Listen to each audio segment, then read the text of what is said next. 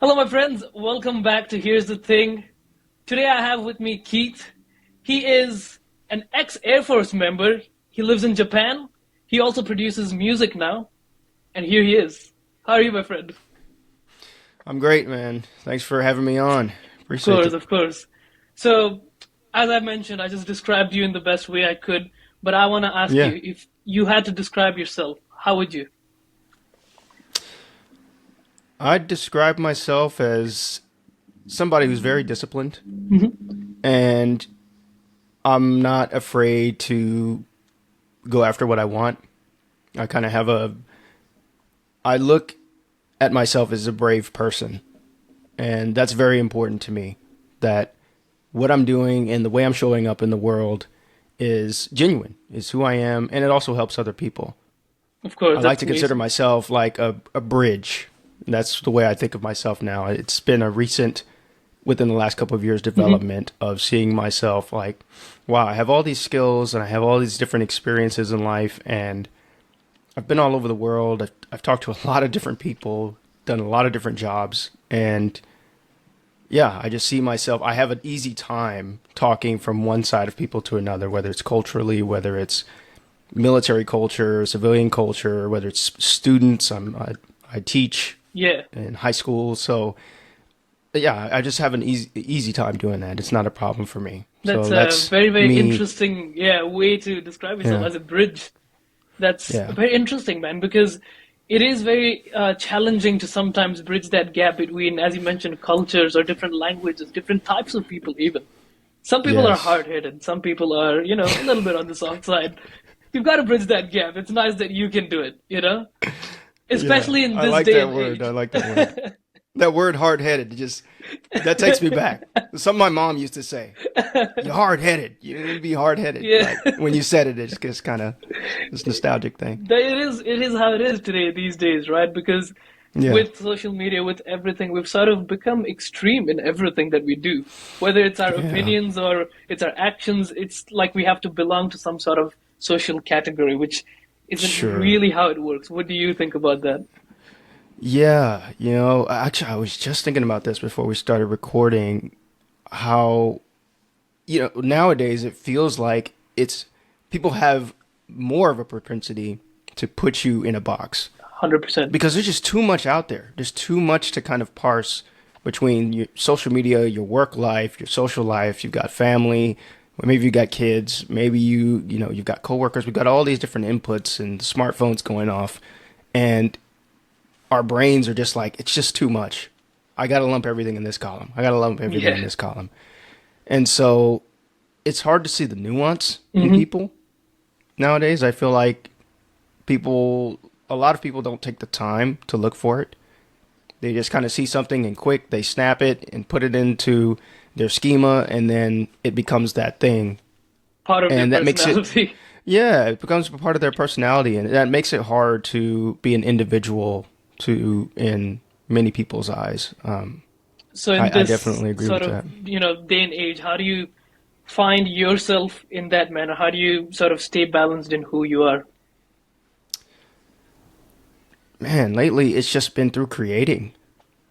I used to have, so this is a recent thing, but on Twitter, so I used to have like three different Twitter accounts. Oh wow, yeah.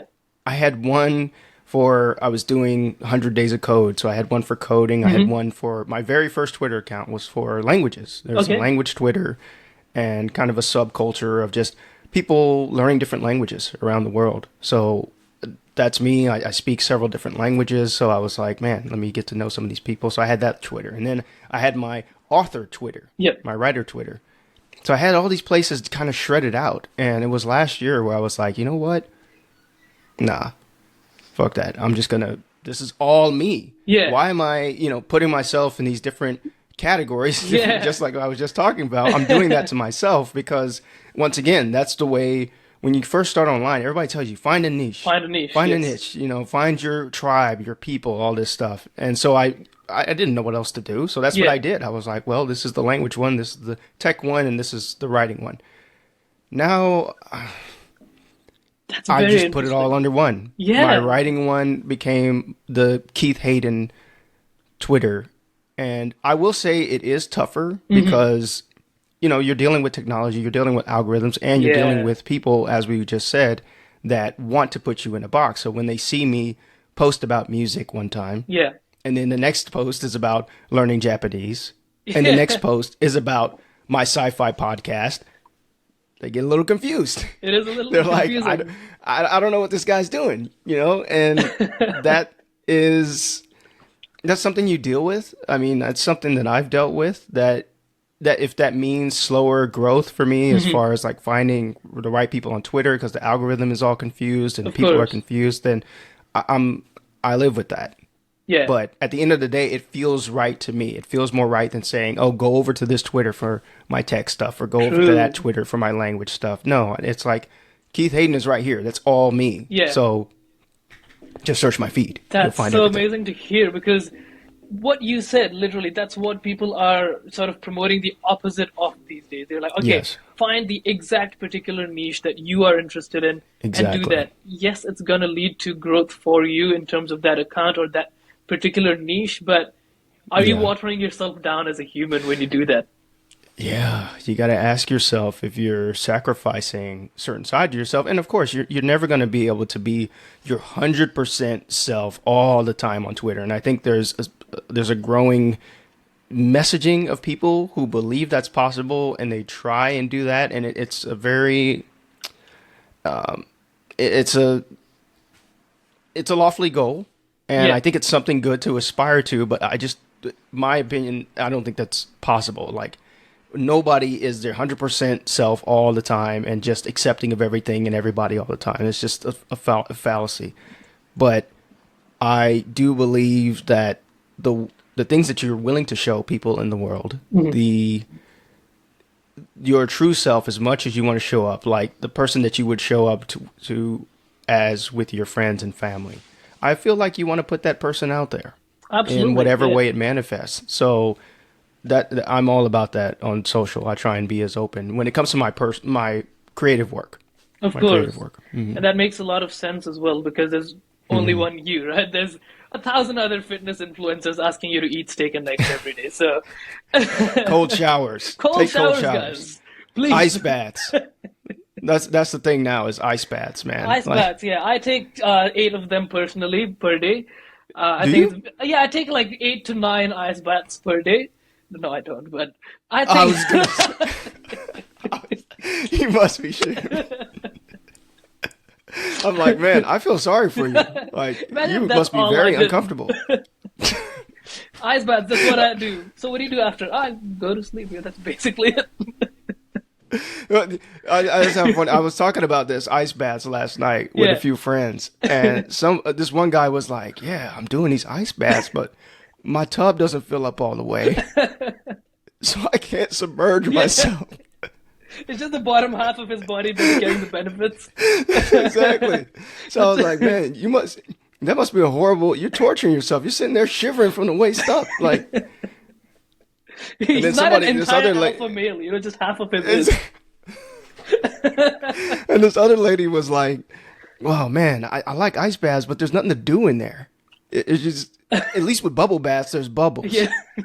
I said, "Well, at least you got ice cubes around you, because they're doing like these homemade ice baths. Not everybody can Yeah. afford the influencer, the one you put Yeah, in the your big tub. backyard, Yeah. and you've got a cooler to cool it down to sub-zero or whatever.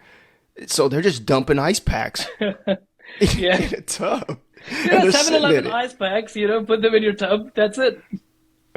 It reminds me of the remember a couple years back they had the whole dump water on yourself Oh, challenge or ice bucket whatever. challenge. Yeah, I remember Ice doing bucket that. challenge. Yeah. Oh, yeah, okay. I never did it, but it reminds me of that kind of trend. Yeah, You yeah. know, it's just Look, see, while it's a bit extreme, I kind of do agree to a certain extent. They do help, but the way it's being positioned as an absolute life changer, I don't I know if know it's that it's that amazing. So yeah, yeah, and I'm kind of joking about it and all yeah, this stuff, but I'm sure it's helpful. Just like a lot of things, just like people talk about cold showers and all these other make your bed and morning yeah, routine stuff, and I think I think when it becomes about doing the thing instead of what the thing is supposed to generate, yeah, exactly.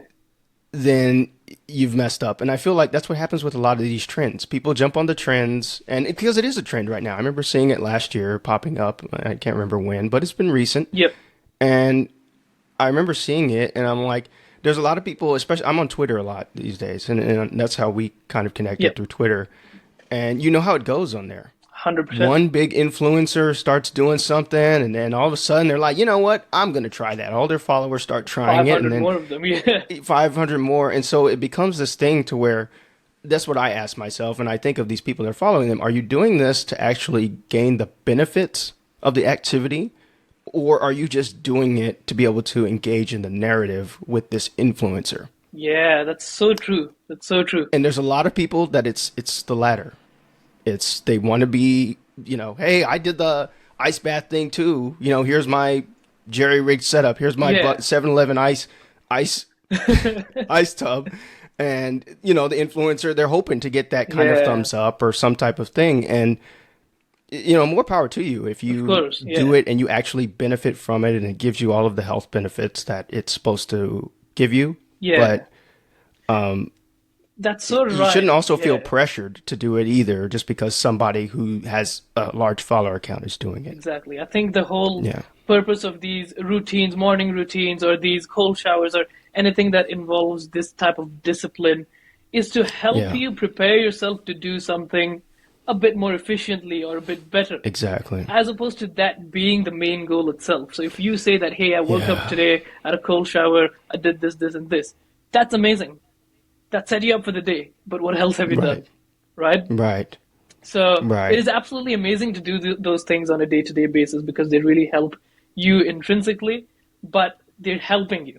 That's it. You have Right. to do the rest yourself. You have to generate those actions. You have to take those actions on a day-to-day basis. Yeah, it's just like a lot of these people on social media, or especially on Twitter, they'll be like, "Oh, I read 50 books in 1 month," or some ridiculous, time frame. Yeah. I read 50 books in 6 months or something like this.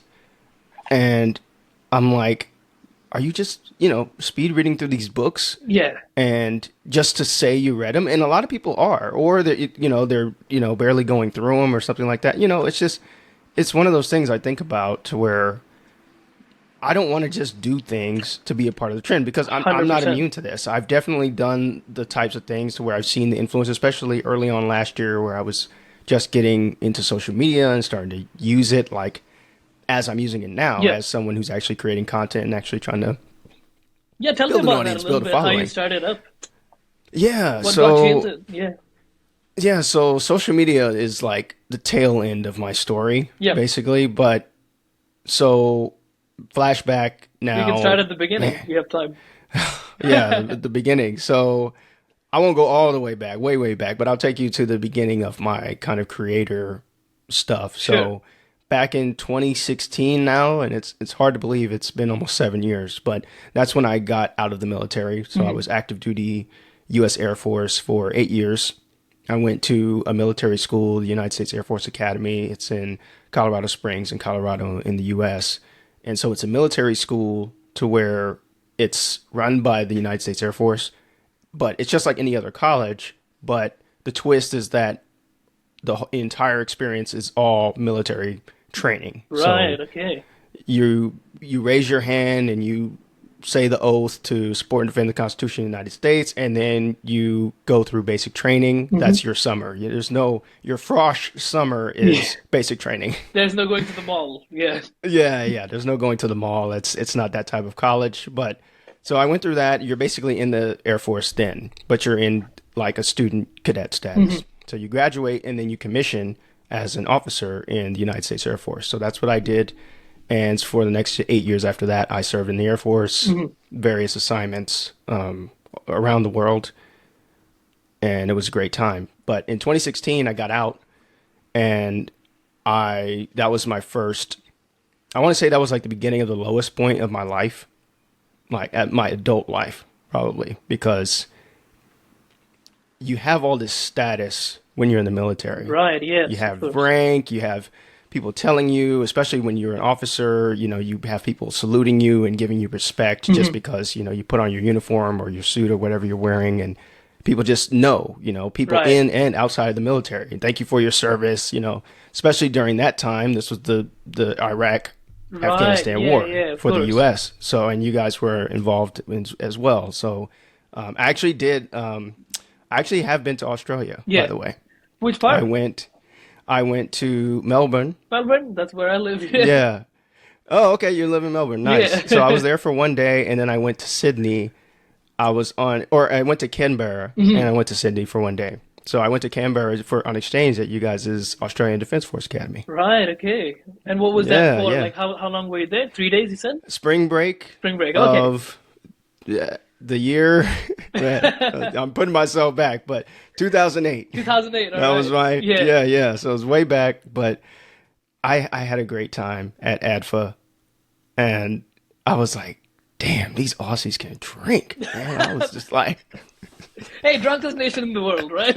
I was like, that's one of the few times in my life that I remember having a drink like, Yeah. and the sun was up, like Yeah. during the day, and it wasn't like evening, like it was Hey, like it's breakfast. noon or something, and I was drinking like, what are one of the guys was like, you don't know Jimmy?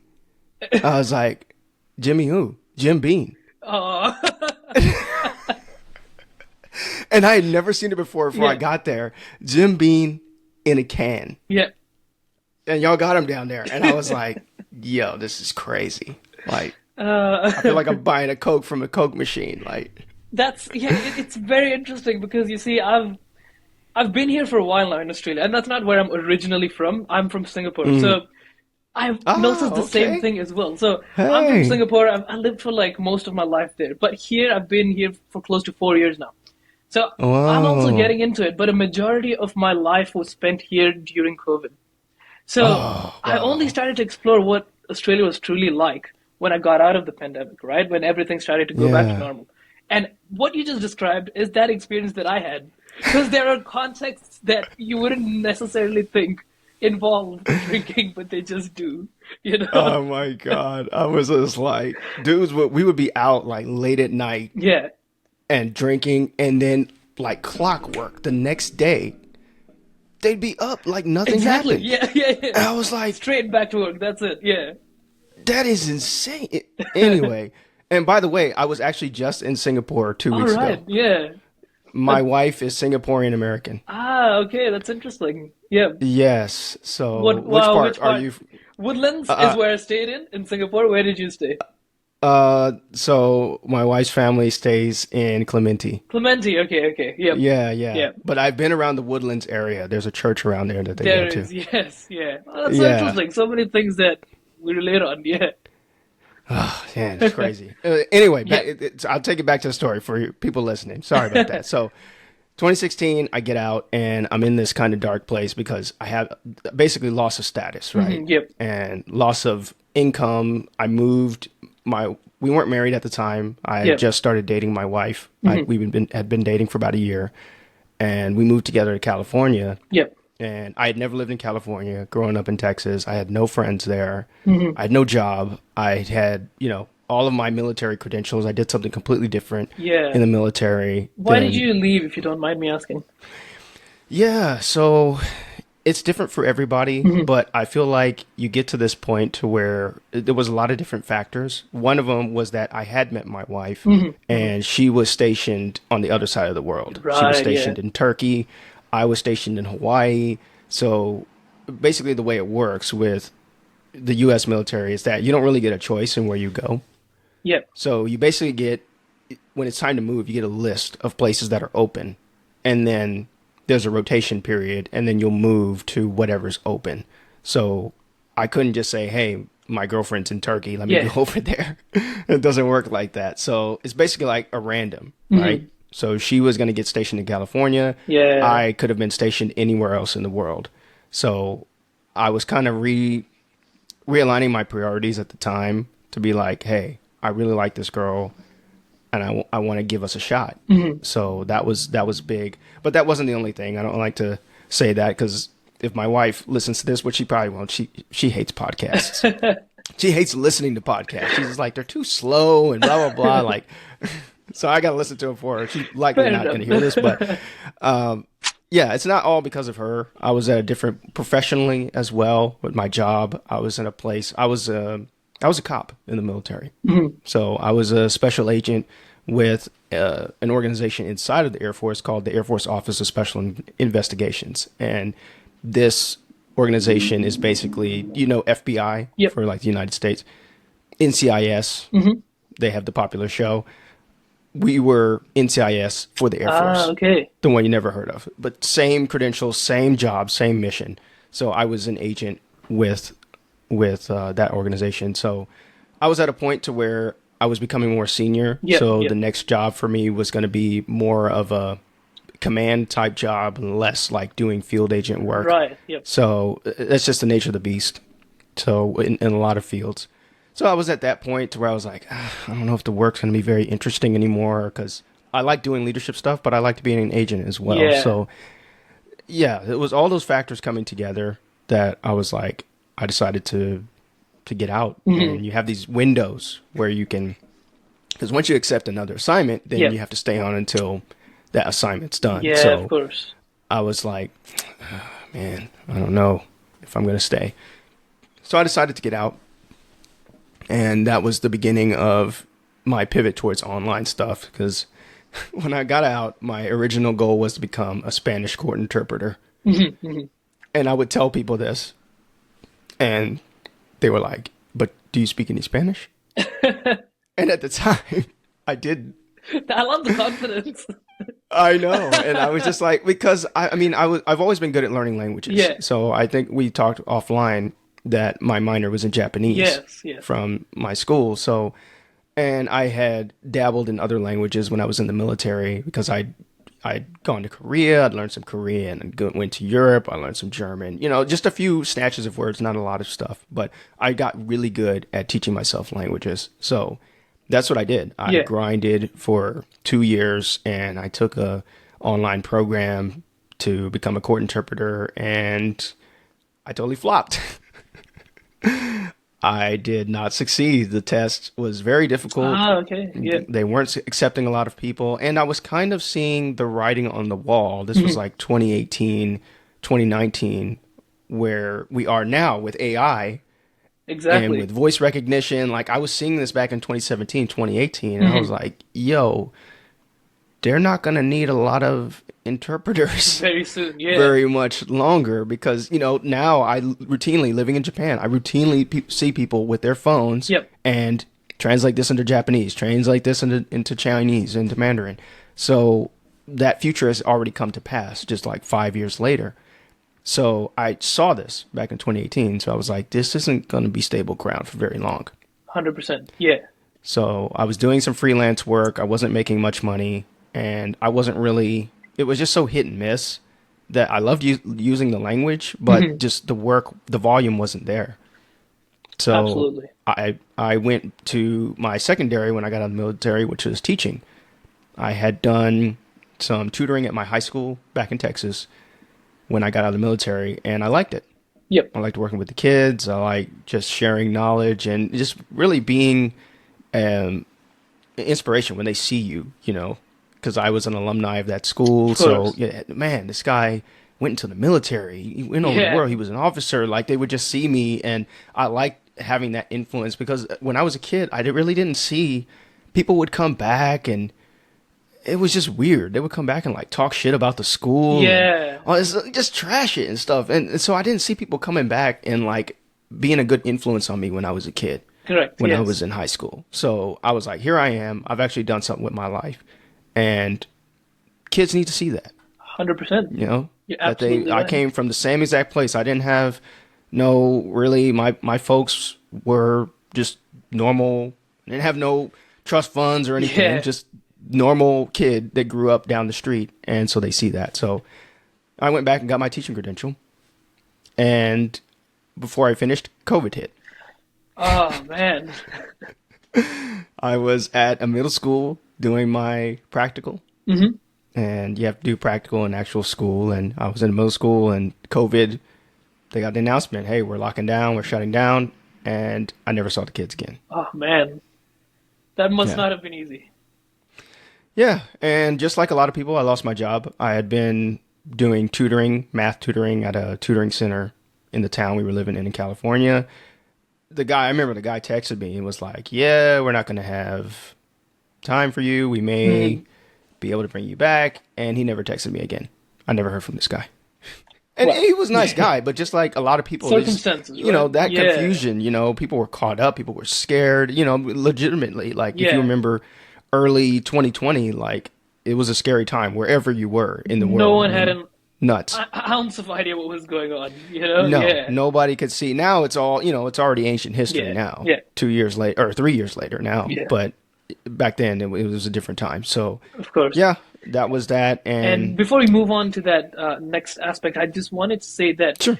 what you did for that particular school, I think was very important because you Yeah, became the sort of person that you needed as a kid, right? And that's amazing. exactly. And that's amazing Yeah, to have that influence on people, as you described as well, because it's very rewarding yeah. in an intrinsic sense. For sure, man. And that's one of the reasons why I do what I do today. Because when people see you doing impossible things or things that they thought were impossible, all of a sudden it becomes possible for them. Absolutely. And because people don't know, and I've heard people tell me this, they're like, "You're the only person I know that's written a book." And it doesn't matter that my book, nobody's bought my book, and which people have bought my book, but not very many. It What's it doesn't called? matter.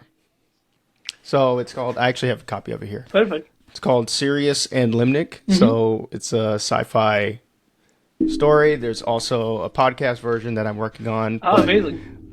yeah, so I'm gonna have to it check that it out. doesn't. Yeah, yeah, sure. I can give you a link after. But yeah, it doesn't matter that it's a success or not a success. It just matters that it exists. That's enough. Absolutely right. Yeah.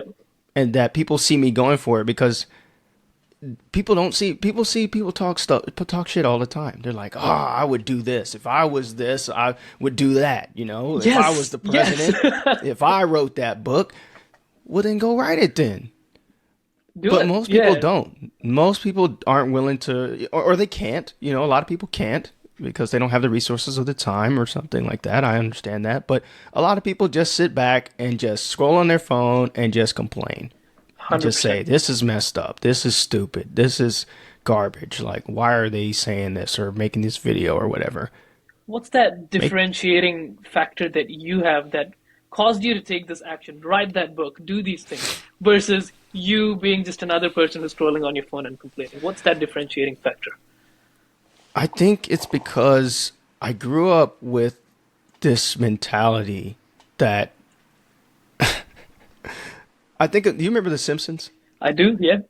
Okay, so I grew up like during a time when Simpsons was crazy. It Yeah, was so popular when I was a kid, and Homer Simpson, right? He's the main character or one of the main characters, and I just think of him yeah, when I think of like why I'm doing what I'm doing, and let me explain why. sure. It's because when I saw characters like him, and I saw a lot of other figures like that were popular on TV, men, they just were kind of static.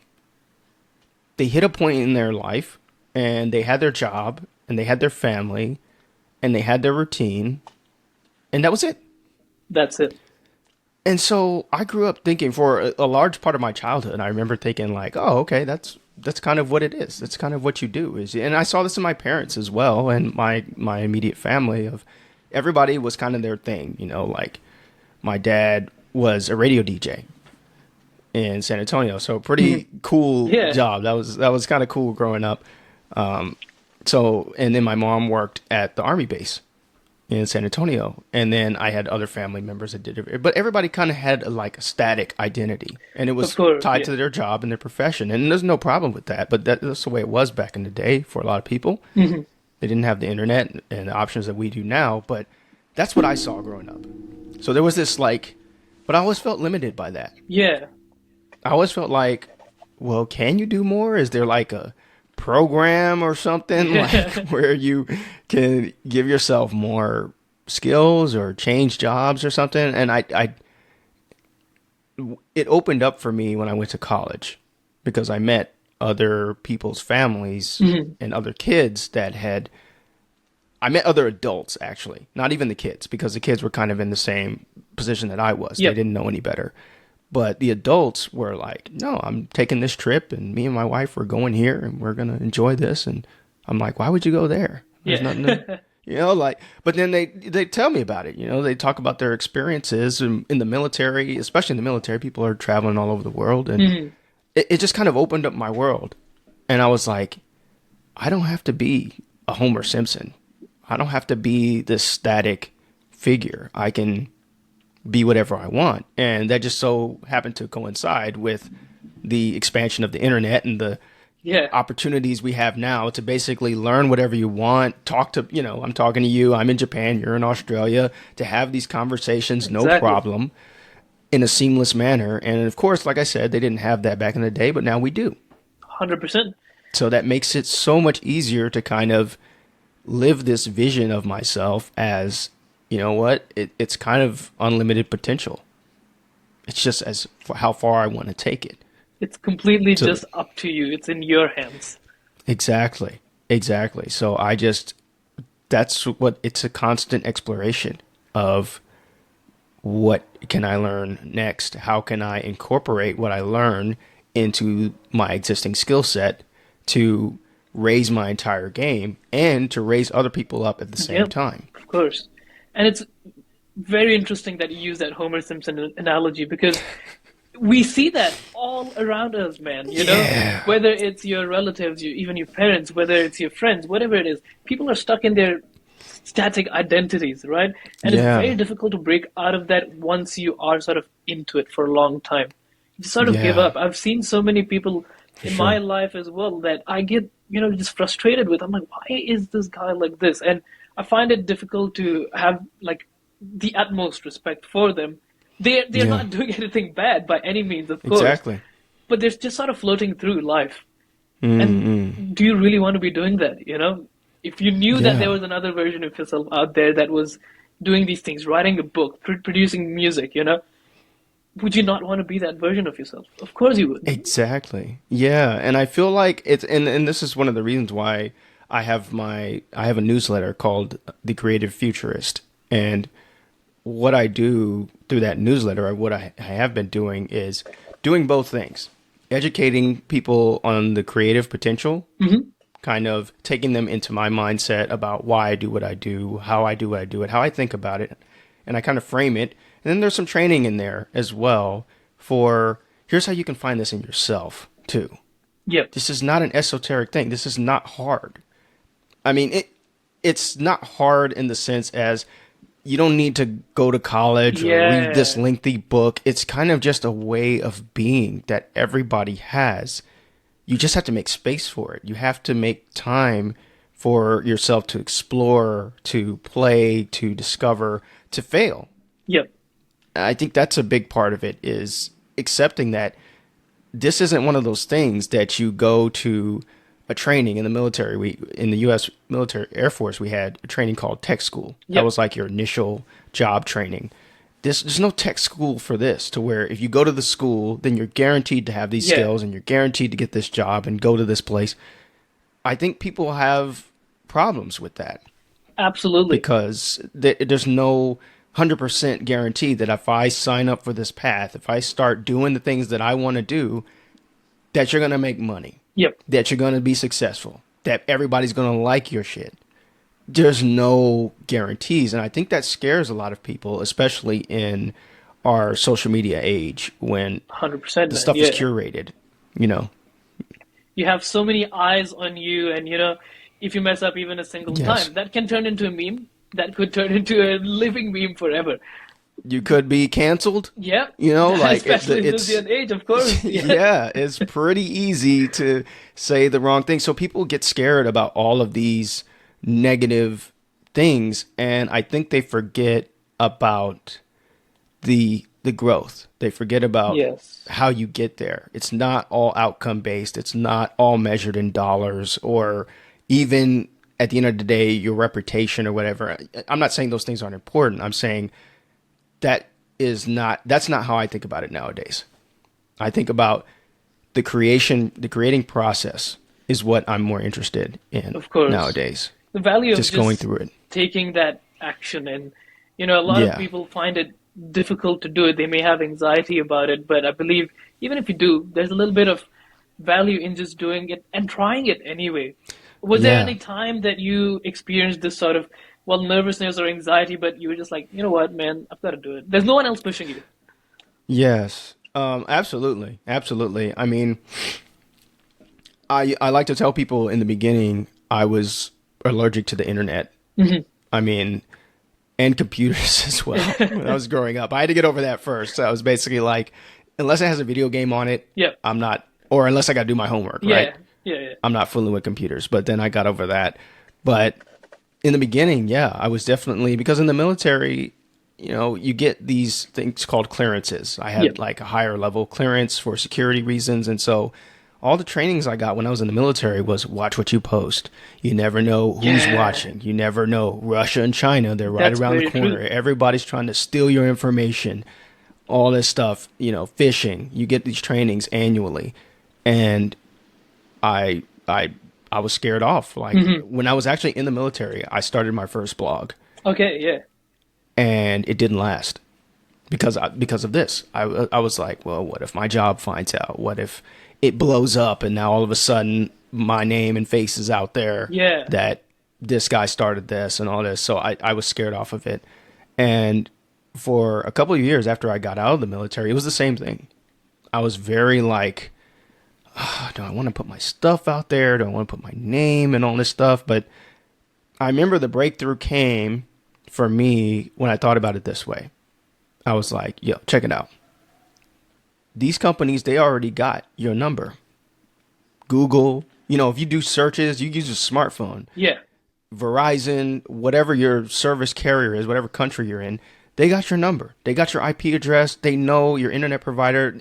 Somebody knows you. Somebody has this. Why not author that story? Yeah. Why not take control of the narrative and say, if they're going to know who I am anyway, Know a bit I'm more. going to tell them. Yeah. I'm going to show you Yeah. who I am. And all the stuff is going to be intentionally placed by me. And that was the unlock. And I can't remember what it was that unlocked it. And maybe it was like an article back in the day or something, or a YouTube video, something like that. But I was like, yeah, this is my story, my life. And they've already got, the technology is logging stuff anyway. They've got my shadow self on some server somewhere.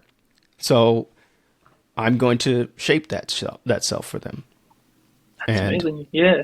yeah, that was the unlock. That's good to hear. That's such a specific moment as well, because again, with the internet, man, with people growing up in this day and age, they're just born into it, right? They don't care that Oh, yeah. everything is Yeah, just they opt in. out there. And it's an interesting perspective because you being in the military were cautioned against it, Yeah. and breaking that barrier must have been challenging, obviously. It was. And here you are It now was. doing so many different things related to social media. So that's absolutely amazing. Yeah. And that's something that I want to help other, I tried to start this thing called the Military Creative. Yeah. It hasn't really taken off yet, but I suspect maybe one day it will. Basically to help other military members Yep. that are getting out, kind of not just do social media stuff or do creative stuff, because I know that's not for everybody, but really just to show them the alternate path. Yeah. You can do these things for yourself. You can explore these parts of your personality. And if you want to make a living from it, you can. There's a way forward for that. But you don't have to.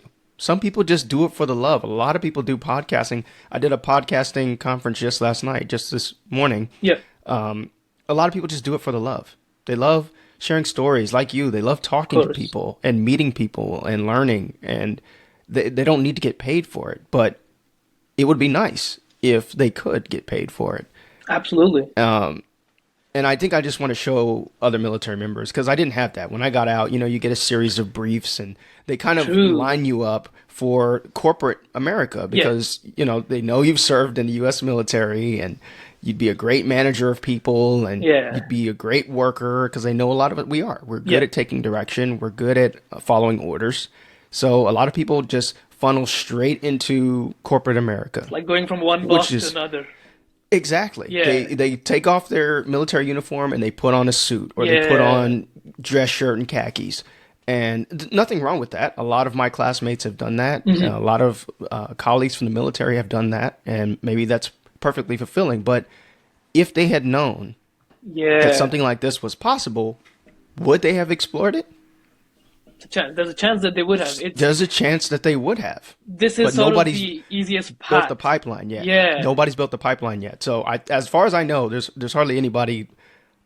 I don't know anybody else, other U.S. military members that are like doing this thing. Of course. That would be absolutely Maybe I'll be the useful, one. man. Yeah. And in that sort of context, I'm going to ask a similar question, but I'm going to switch the demographic here. If we're talking about, the average Timmy, he's 15 years old, right? He's addicted to social media, he's scrolling. He wants to do something. He knows he has the talent. Maybe he's good at playing the piano. Maybe he's good at writing, right? But he just doesn't do it because he's afraid of that public perception, or he just has trouble taking action. What would you say? I'd say, Timmy, do it anyway. Just do it, and I think that's hard when you're 15, Yeah. especially when you're a kid, because, you have this social pressure and you don't really know yourself. I know very few teenagers that I encounter that are like, they know exactly what they want to do and they're well adjusted. Like everybody's going through some type of shit when they're a teenager. It's always something, and it's a rough time. Absolutely. It can be, but I would just say to any younger person, not just a teenager, but even if somebody's in their 20s listening to this or something like that, I'd say do it. Most people, this is kind of cliche to say, but most people regret more things they didn't do than the things they did do. Yeah. It's kind of cliche, but it's true, and for some people it's the fear of missing out. For some people it's the fear of, judgment. Yeah. It's the fear that whether it's they had demanding parents and everything had to be just so or whatever, especially, man, we could talk about, you're from Singapore, so I think you know something about this. Oh, man. I don't know what I'm your glad parents that were you like, but I know very well. I've talked to my wife and Yeah. a lot of her friends, and it is a grind factory over there. Oh, 100%. How y'all come up. It's so It interesting is that you rough. brought it up. Man, Yeah. And it's interesting because my wife has a very interesting perspective because she Yeah. actually left Singapore at 16 and Yeah. came to the States. Yeah. So she's told the story several times where she was like, yeah, I didn't even go to class. She went to class, but you know what I'm saying? Like, she didn't need to go Yeah. because y'all's system had been so rigorous 100%. and so yeah. crushing that when she got, us U.S. kids, I imagine her in California, like, what is this? And me in high school, like, hustling to do homework and stuff, thinking like, oh, this is so hard and stuff. And I'm like, Yeah, well, bro, we were ain't pulling nothing going- 12-hour days, and now when I look back on it, I'm like, I did that every single day for what? it's insanity. Why? It's insanity, man. Yeah. And I see her, I have a niece by marriage, and she's like 4 or 5 Yeah. over there in Singapore right now. And I see she's super smart, but Yeah. the way she's come up, it's, she was learning, like when she was in the womb, Yeah. they were like playing her songs, and the letters and the numbers and all this stuff, and the maths, everything's got learning and STEM, and it's great. She's super smart. She's doing very well, but it starts that early over there. 100%, Yeah. And you get on this kind of things have to be, and I see that kind of in my wife sometimes, because she will hesitate to do things unless it can be 100% done. Part of that's her personality, but then I've seen that part of it is the result of, That is so true. You've nailed that point right there. yeah, If something, even when you're speaking, right? Even when you're interacting with Yes. someone, you are not allowed to Yes. mess up, man. You can't say If you said it's like, oh, okay, fine, you don't know your stuff. Yes. It's that pressurizing. So that's actually true, because that's something I had to break out of as well, because I used to not say things and categorize myself as an introvert because I just did say things because I was afraid of public perception and what Yes. would be said about me if I messed up. So I just wouldn't say anything. exactly. Yes. But over time, I realized that, hey, we're all human, right? And we can mess up Yeah. a sentence, we can mess up an entire paragraph, that's fine. But we're all trying to communicate with one another, and that's where growth comes from. But you've absolutely nailed that point in saying that there's like this, sort of thing to get it 100% done, to be a perfectionist in that aspect. Yes. And if you aren't, you just aren't. You just don't do it, Right. You're just, yeah. And I was joking. I was joking with her the other day. Yeah. I was like, I feel like in Singapore, there's like a combination of British high-mindedness Yep. and Chinese values that are just like Oh, yeah. 100%, smashed together to where if you mess up, not only are you inarticulate and you're just shamed, but then your ancestors are shamed too. They're going to get it too. Your family's going to get it too.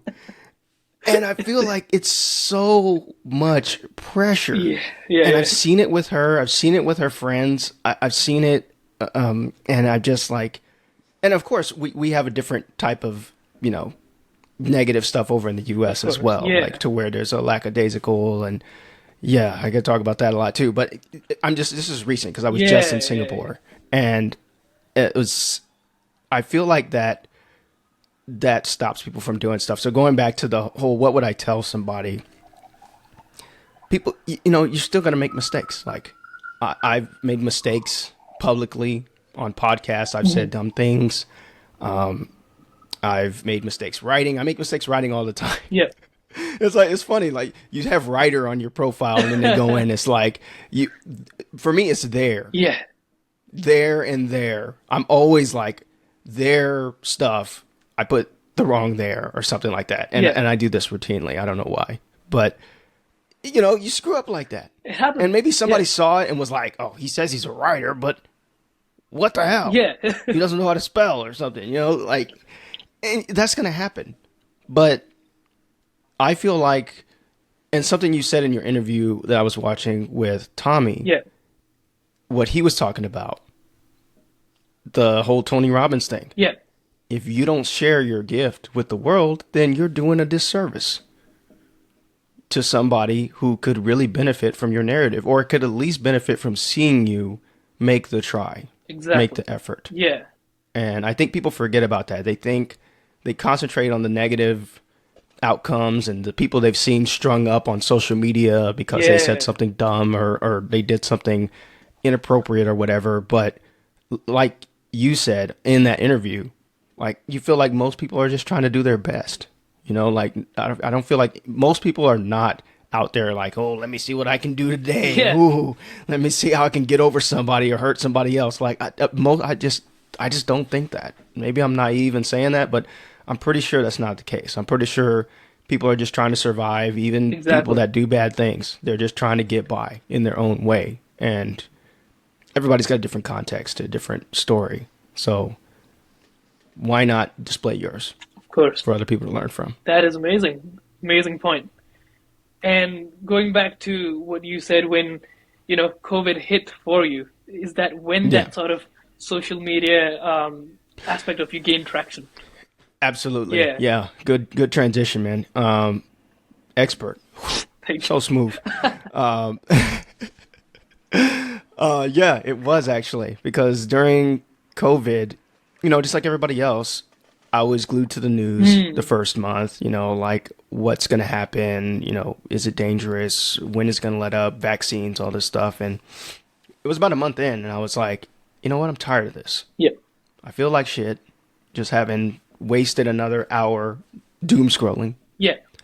And I was like, forget this. So I had already started learning some Chinese at the time, like a couple of years before. So I just dove into that. I was like, I'm just going to study Chinese instead of getting on Twitter and doom scrolling. And that was when I started my Twitter account. But social media, as you know, there's different sides to social media. And I was very much on the consumer side of social media at the time. And then I got into this phase where you're in the niche side of social media. You're like, okay, now I'm a podcaster. Let me go connect with all these podcasters. Yeah. And then everybody is shilling their podcast. Or now I'm a writer. Let me connect with all these writers. And everybody's shilling their writing. But the challenge with that is that you're not connecting with people that would actually consume your stuff because everybody's shilling their own stuff. Yeah.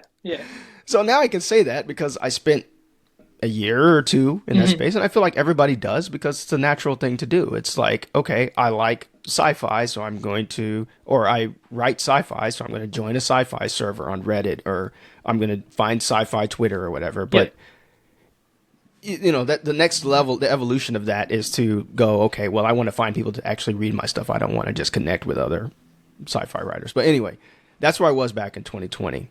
And so it wasn't until I got over here in 21, and then it wasn't until last year, 22, that I started taking social media seriously.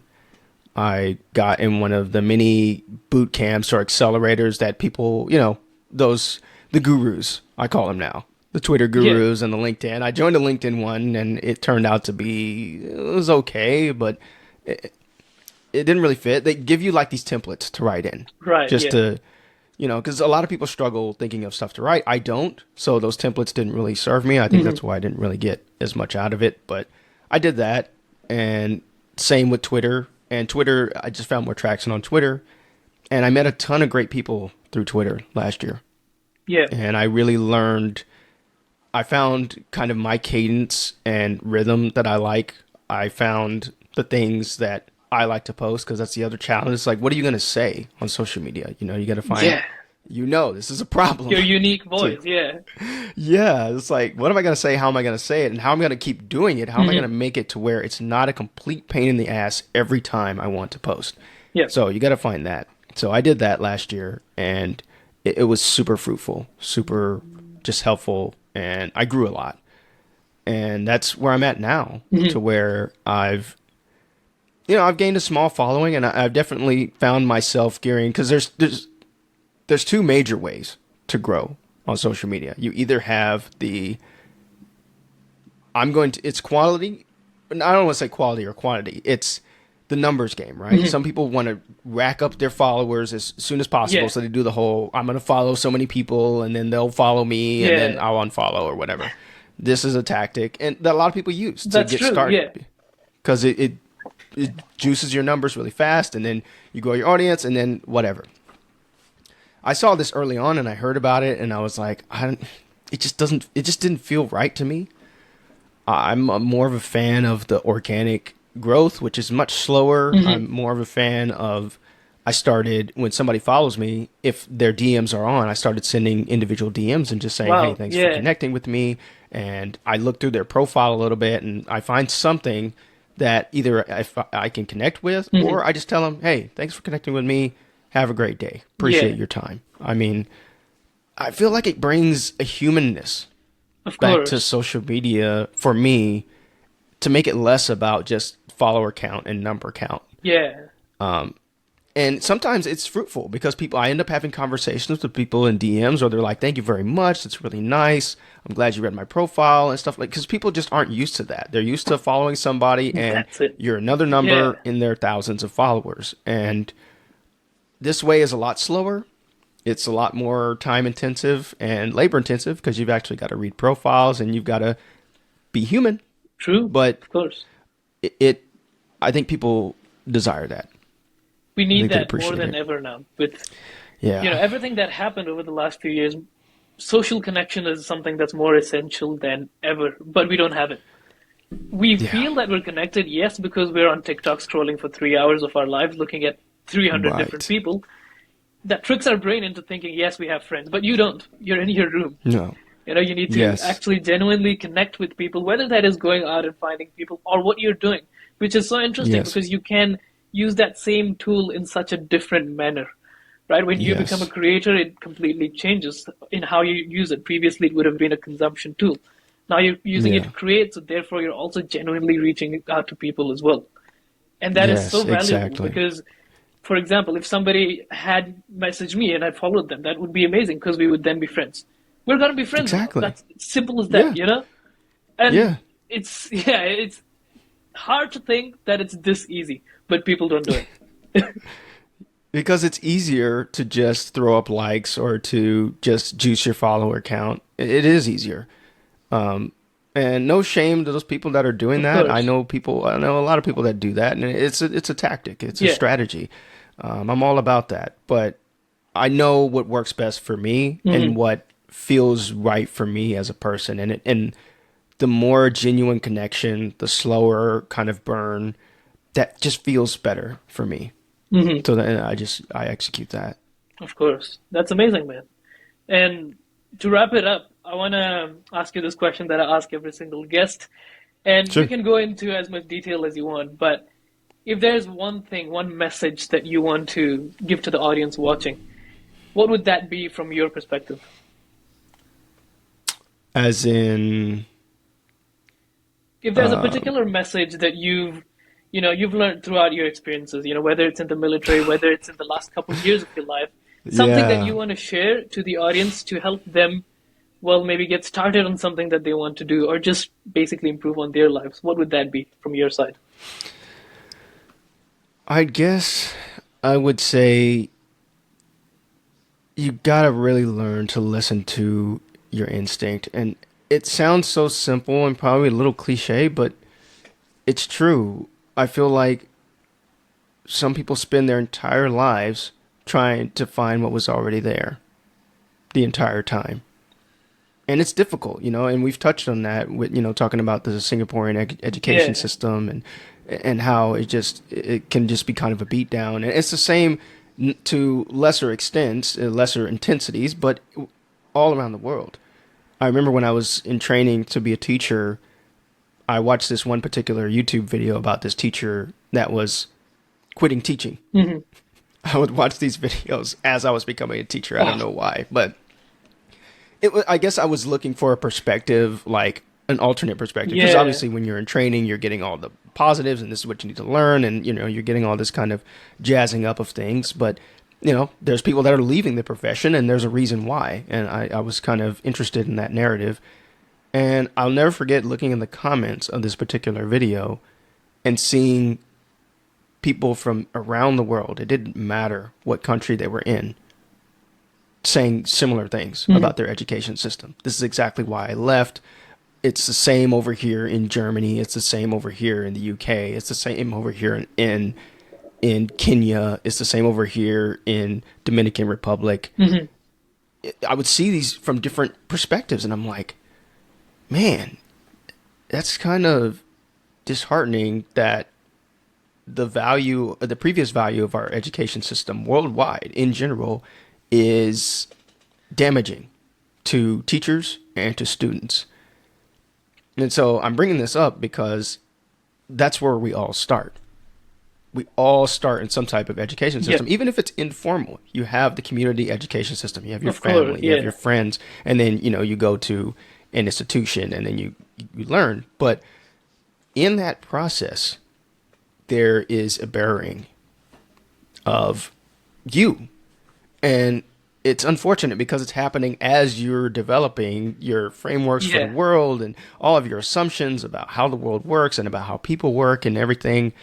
And so by the time you get out of all that and it's all over, you're left with all that. You basically have to do this digging by hand Yeah. to get back to what is it? Where am I in there? And I'm glad I came up. This is the first time I've come up with this metaphor, but it really does fit. It I was does about to feel say, like, like have you written that before? Because that was a great analogy. I've never written this before. This is totally off the cuff. That's good, man. I should write a book about this You though. should. Unburying yourself. That's There you what it's going to be called. go. You're buried alive. Unbury yourself. But it is true, like because that's been my experience. Has been getting and there's so many techniques to do this to get back to, but it starts with doing what we started with, or when we were before we started recording, Yeah. is not pleasing other people, not going for somebody else's agenda, whether it's your school or your parents or your friends or your boss. No. And I'm not saying don't listen to any of them. I'm not Yeah. saying do that. I'm saying there's a voice inside you that has been telling you something for a very long time, and you know what it is. Everybody does. But we choose not to listen for various reasons. Oh, it's not the right time, context dependent, it's too weird, it's too hard, it's too expensive, it takes too much time. There's all these Yeah. excuses. And some of them are very valid, you know. But that if you can get back to that through whatever means, meditation, running, some people it's drugs, some people it's altered states, and some people this is very popular, mushrooms, ketamine, all that stuff. Interesting. People taking that stuff, and for some people that works for them. But if you can get back to it and have that clarity when you get there and know this is it, I found it. That's the advice I'd have for people. It's like, it starts with that one decision to, you know what? I'm going to read that book today. Yeah. I'm going to write that book today. Even if it's just one paragraph or one sentence. I'm going to start that Twitter profile. It's so different for everybody. For some people, some people's hard thing is easy for other people. Exactly. For me, some people being on a podcast would be totally nerve-wracking. I know people, they would never get on a podcast because that's just not how they operate. But you've got to find the thing that is play your game. And I was just reading Atomic Habits. I just finished it. Actually finished it in a morning. One morning. You're one of those people who are reading 50 books in a month, aren't you? It was you all along, Keith. I know, I was trashing these people, and then here I am reading 50 books. But I actually did read it, and I actually took notes on it. And one of the things that he said in there towards the very end is like, you need to find habits and things that fit your personality. And if you can't find habits or create habits that fit your personality, if there's no games that you can win easily, because he was using these analogy of Olympic athletes, right? He was talking about Michael Phelps and this particular long distance runner, and if they traded places, how would they fare in each other's sports? Probably not well, because of their body types and their type of training and environments and all this stuff. So he was like, if you can't find the game where you fit, make your own game. And I loved that idea of making your own game, because it's the hardest thing to do. And if you think about it on a fundamental level, right? It's easy to sign up for Facebook or for Twitter and just an existing network. It's so easy to plug yourself in. But what if you have this network inside of you, the Chetan network? What if it's there? Like, you don't know until you start building it yourself. But it's scary to build your own network because there's people that aren't going to understand. There's people who just aren't going to bother with it because it's not popular. They just see, I see this with my stuff. They see me working on my podcast and doing all these things. People just don't get it. They don't understand, because I'm not just plugging my stuff in. Of course, I use, Twitter and stuff to promote and work my stuff, but I'm building my own kind of silo of Keith Hayden's stuff, and it's unfamiliar to people because people haven't heard of me. It's not very popular, at least not at this time. So I think people get scared of that because they don't want to be different. They don't want to be left out.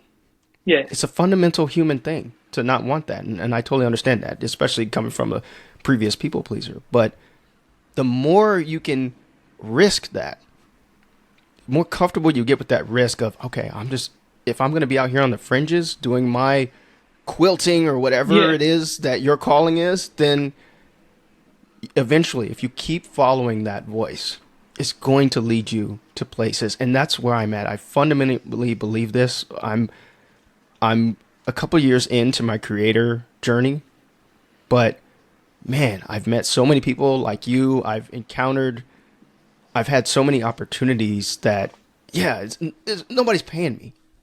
I'm not getting paid. And I think that's the measuring stick that that's the entry level measuring stick of how much does it pay? This time for money type relationship that we have, that we've all been kind of, it's been beaten into all of us. Maybe that's not the best metric. Absolutely. And it's difficult to let it go because the entire world operates that way. Everything is dollars per hour. What's the salary per year? Everything's, money, time. That's the metric. That's it. And that's probably the wrong metric if you're looking to do things that call to your heart and that unbearing yourself, right? If you want to dig yourself out, the real you, the money, it might be there, But initially, maybe it won't be. It probably won't be initially for a lot of people. So it's a long answer to a short question, but No, that's that's what I absolutely got. amazing, man. Again, great analogy, and I think that absolutely covered that message that you wanted to, put out and send out to the audience here. So, thank you For so much sure. for coming on. Guys, this was Yeah. Keith Hayden.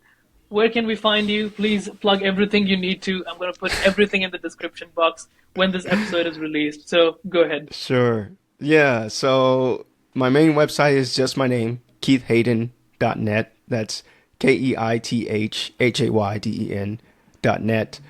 I'm big on Twitter. That's probably my biggest platform at KH_author.